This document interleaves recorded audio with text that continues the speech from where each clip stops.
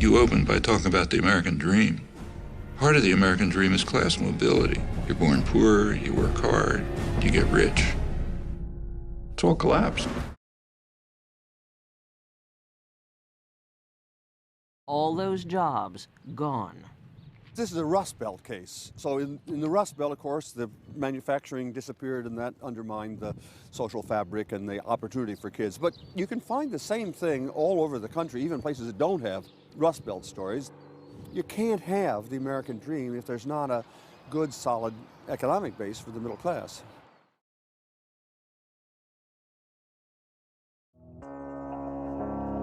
I remember coming to work the next day, and it was a call to action here at MTV News. The country was in fear. People were scrambling. No one trusted anyone. No one knew what was coming next. We're getting yelled at on the street, you know, we're getting flipped off from cars and getting chased, you know, in the city. And, you know, we thought it was going to be all over the place. We were like, I think Muslims were terrified. I just didn't realize it was going to hit me so close to my life, because I hadn't really ever felt any kind of discrimination like that before as a Muslim.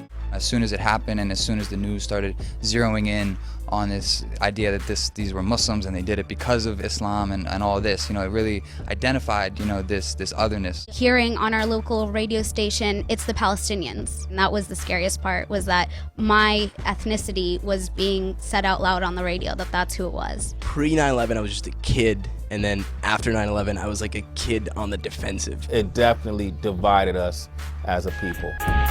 Even now, 10 years later, we're still talking about it. The ignorance is definitely still there. Now we see this anti-Muslim bigotry being formalized in like law enforcement policy and so-called like counterterrorism policy. I don't think that things have gotten better. I think people's ideas and perceptions have just settled. I think, you know, we're a little bit further down the road than we were 10 years ago. And we have a lot of making up to do. Can it get better?